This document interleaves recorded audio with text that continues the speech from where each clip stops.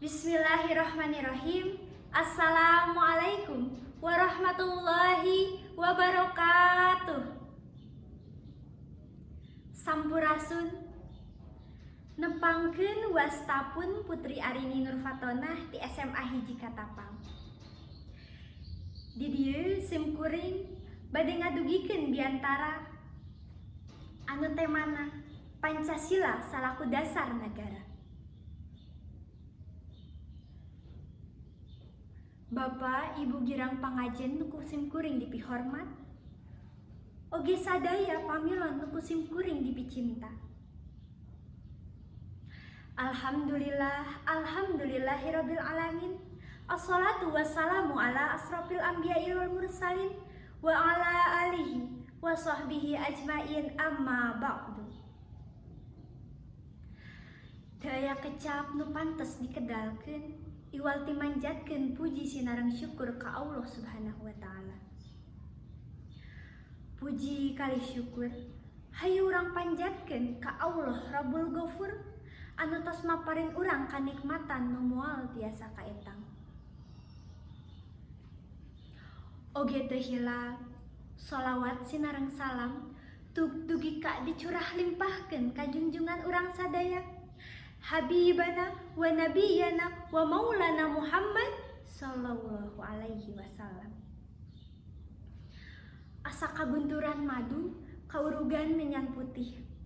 Kacida bungahna abdi biasa ngiringan pasanggiri ieu. Hatur nuhun ka pihak-pihak anu tos ngayakeun pasanggiri ieu. Di dieu simkuring bade ngadugikeun biantara anu temana Pancasila salaku dasar negara.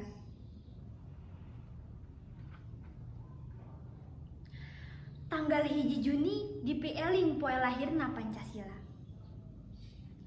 Naon ari Pancasila teh? Pancasila mangrupa ideologi nu dianut ku bangsa Indonesia. Pancasila salaku ideologi bangsa Indonesia ngandung harti yen Pancasila salaku ideologi minangka pituduh masyarakat Indonesia dina ngajalankeun kahirupanana. Ideologi teh diwangun ku dua kecap dasar tina basa Yunani nyaeta logos sareng idea. Logos mangrupakeun buah pikiran. Ide mangrupakeun konsep atawa gagasan. Kukituna ideologi teh mangrupa konsep buah pikiran. Tah lamun ditambahan Pancasila hartina konsep buah pikiran dumasa kana ajen inajen Pancasila. Ajen inajen anu aya dina Pancasila mangrupa sarana pikeun ngahijikeun masyarakat Indonesia jeung nungtun pikeun ngahontal cita-cita bangsa. Tah ayeuna cik urang jentrekeun hiji-hiji simbol anu jadi ideologi negara urang. Nu kahiji aya simbol bentang. Simbol bentang dadasar pikeun kapercayaan nu kahiji nyaeta Gusti Nu Maha Kawasa. Ieu ngandung harti yen bangsa Indonesia teh bangsa anu religius, bangsa anu percaya jeung takwa ka Gusti Nu Maha Suci. Nu kadua aya simbol rante. Simbol rante dadasar pikeun kamanusiaan adil jeung beradab.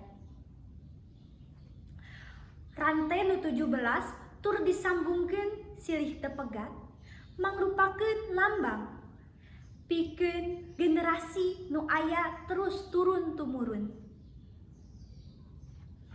Nu katilu tangkal caringin. Ieu teh ngalambangkeun yen tangkal teh tiasa dianggo kanggo tempat nyalindung masyarakat Indonesia.